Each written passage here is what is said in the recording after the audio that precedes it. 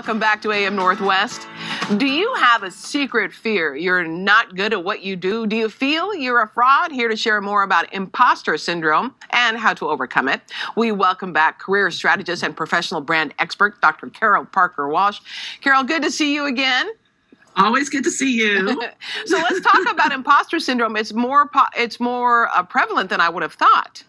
Oh, yeah. About 70% of people feel like they're afflicted with imposter syndrome. And it used to be something that really only women, they thought, experienced. Yeah. But it's funny, Mike Myers had a quote before that said, at any time I still expect that the no talent police will come and get me. So, and I think that's the way a lot of people feel. Yes. It is a huge self-sabotage mechanism that really, when people are afflicted by it, it causes them to hide or to play small or to not to seek out other opportunities or take risks, and actually keeps them stuck. And I see that a lot with women in their careers are just stuck because they feel like, well, I can't really do anything else, or I'm not good at anything else, or I'm afraid to take that move. So imposter syndrome really does a lot of damage. And there are different types of imposter syndromes. And the first one you talk about is the perfectionist. Yes, the perfectionists are the ones who have these unusually and crazy high standards and expectations of themselves, right? They set the bar so high that really no one can reach it. And so then when they don't reach it, they look at it as a reconfirmation that, see, I knew I was an imposter. I knew that I wasn't really good at it.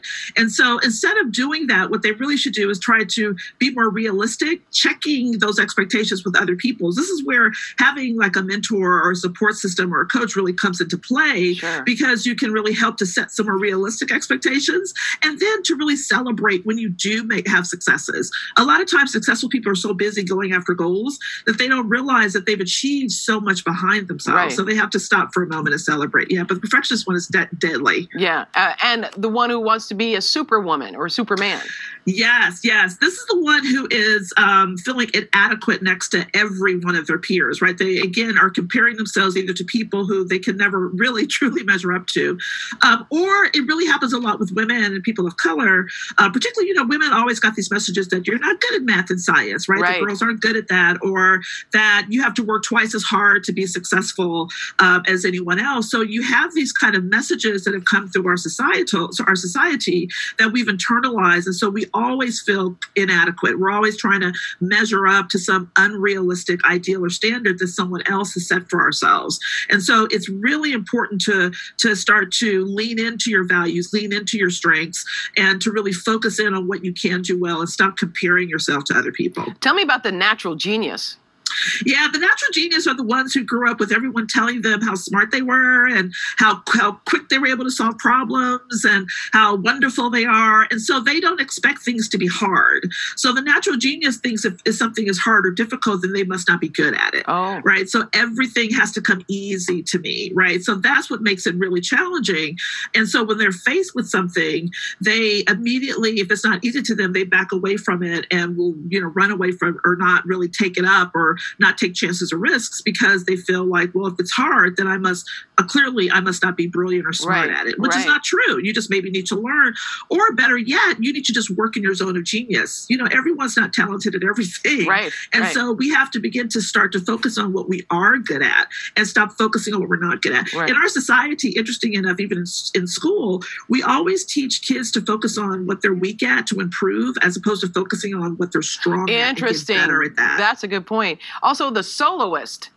Yes, this is the soloist. Like, I can do it all by myself, right? And this is another kind of messaging that if I have to ask for help, then again, I must not be talented at it, right? If I need help, then clearly I'm a failure. And that's not the case either. Again, it's about leaning into what you do know and start asking for help in the little smallest ways, so that you realize it doesn't mean you're a failure because you're seeking support. It means you're smart because you know what you're not good at, and you're getting support to be able to help you to get better at whatever it is you're working on.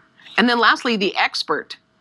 Yes, this is the expert that thinks they have to know everything. And there are some people out there who think they do. So I have to say that most people who suffer from imposter syndrome feel like they're not successful. The people who are like, oh, yes, I'm everything, are not suffering from imposter syndrome.